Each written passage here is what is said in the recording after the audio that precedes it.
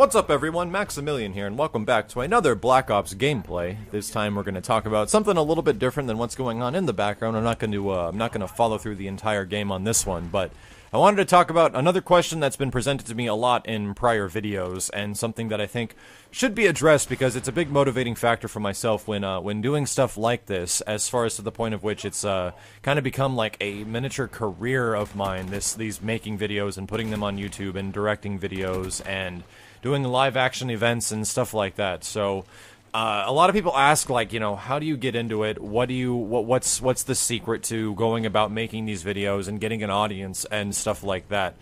The big thing that I would mention to a lot of people is that you have to enjoy it. A long time before I started, I had a partnership with Machinima or anything like that, I was making videos for about 2 or 3 years. I think 3 years around that time was about accurate. I got my channel started in like 2007, and I started throwing up some basic like Street Fighter videos, of me playing games at arcades and stuff like that, because YouTube was very small back in the day. This was before there was an HD option. This was like back when 320p was the highest they had. There wasn't widescreen or anything. And it was just like cell phone footage a lot of the places, and like camcorder footage. And it was me playing old games like Street Fighter 4 in the arcades and Capcom vs. SNK 2, Third Strike, stuff like that. And it was just the motivating factor that I just wanted to share some gameplays with people and get some stuff online. And when I did it back in the day, another thing that really sparked me to start getting into making higher quality video, and I got that HD PVR, which is pretty much one of the best home capture devices you can use for console gaming. It works so well, it's so easy to use, and it's even easier to use than when I purchased it, because the big thing is when I purchased the HD PVR, the only editing software that worked with it was Sony Vegas.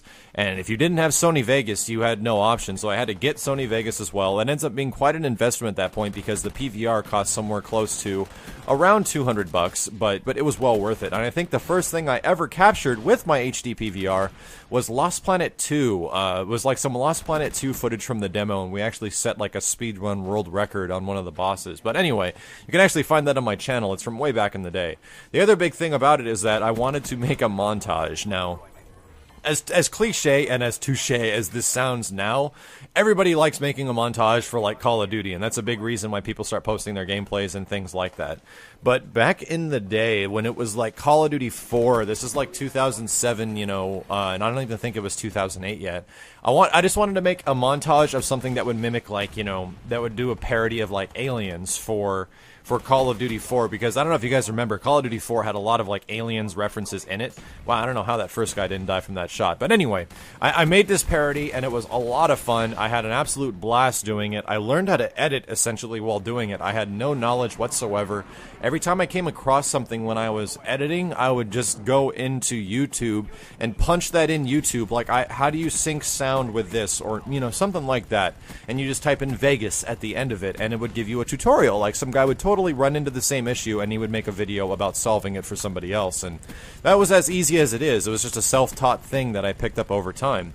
So with that, I started to make this, Call of Duty montage, and now we're getting closer to why or how you get started in this stuff. And during that time, I started, Modern Warfare 2 was coming out, and it was MW2 was the most hyped thing on the planet. Everybody was going absolutely ballistic for MW2, and I wanted to start capturing footage as soon as possible, so I ended up getting an early copy of the game, started capturing some gameplays, made a quick montage that got a ton of views. And this was that early part where a lot of the guys that really started to get into the popularity of YouTube commentating over Call of Duty videos really began to happen. Guys like Sandy Ravage, guys like Nanners, and I can keep going, but there's a lot of them now that are extremely popular, and I had the opportunity to be one of them, but I literally saw no future in it at all.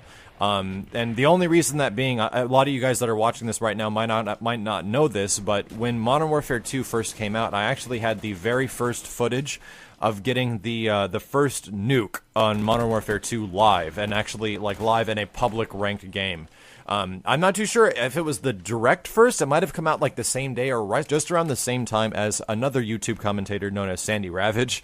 You guys might know the guy. He's like the beast at Modern Warfare 2, and he's like an amazing player at these games, and he makes some really entertaining videos. But the just around that time is when guys like that were doing that stuff, and what they kept doing it. They kept making it their goal to like make these videos and gain popularity, and they really did. Like CNanners right now is one of the biggest guys and one of the most entertaining dudes to watch on YouTube because he kept doing it. He was practicing. He didn't give up. Whether or not he was getting paid to do something, he had an audience of people that were following him and enjoying his stuff, and he just did it. And I think that's the really most important part. However, in my situation, I stopped making videos. I had people that were watching, like, I had, like, I don't know, it was like 2 million views from a couple of, like, Modern Warfare 2 videos, and I didn't attach much value to that other than that, oh, that's cool. But at the time, I didn't really see, like, any, like, future in, like, Call of Duty making videos or stuff like that. I was really a fighting game guy, so I wanted to make fighting game videos. But over time, like, I really enjoyed playing Call of Duty, and the more I ended up playing it, the more I felt like the strategy in the game can be, you know, diverged upon, and you can share it with other people. So that's what really got me into making more COD videos.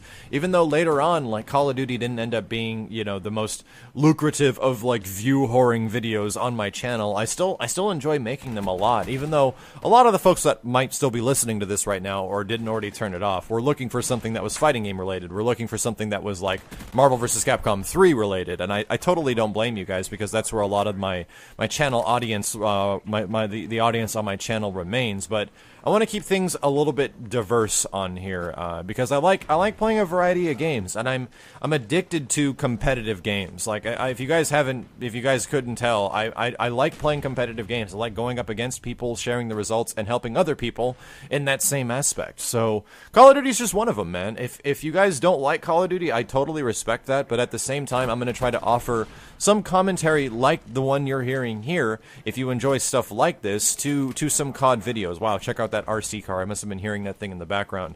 And hopefully to give you guys a bit of more of an understanding of where I came from with this stuff. So yeah, after like I didn't really get into the Call of Duty stuff, I started making more videos for like Marvel vs. Capcom and stuff like that. And one of the first things I wanted to make was a really good launch Marvel vs. Capcom video, which was the Decade of Hype, and I ended up having to take it down a little bit later due to copyright reasons if I wanted to get my channel partnered. But I was able to rehost it a bit later, and that thing got so many views really fast. And it's about getting content to people when they want it, like getting videos to people when they are the most necessary and when they're needed. Will get your channel a lot of views really quick. And I don't know, like, I was never the best commentator. It actually takes a lot of time to learn how to talk into a mic and stuff like that. If you go back and you check out some of my older Call of Duty videos, oh my god, dude, I am so bad. I actually have my very first COD video where I go over like a domination game, and that video's got a ton of views, and I should have kept making them, but I just stopped because I was too busy with work, you know, and marriage and you know, stuff like that, just living life. But at the same time, it was a learning experience. It was getting used to addressing people and talking to people and trying to make things seem, you know, useful and, you know, stuff like that. It takes time, and that's the big challenge, is that I didn't want to give it up. I just kept doing it. I kept making Marvel vs. Capcom videos, and eventually I was able to make it a part of my daily routine and make somewhat of a living off of it, doing other things as well. So that's where we're at right now, where I'm able to produce content for people that are video game related, try to offer something new to them if they've been playing a game a lot. And the reason I don't really make a lot of COD videos as of late, and I want to try making more, is because the audience for Call of Duty is already, like, huge. Like, it's the biggest one there is for competitive games. And the reason I like making fighting game videos a lot is because that one still has a community that is growing. It's still growing heavily, and I really love it when I read people that have, like, found my videos and they start playing games because of them. That's some of the most inspiring stuff. But my apologies for the really long rant. I hope you guys enjoyed a little bit of information and insight to the history of the channel and some of my motives for these videos. But as always, thank you very much for watching. This has been Maximilian, and I'll see you later.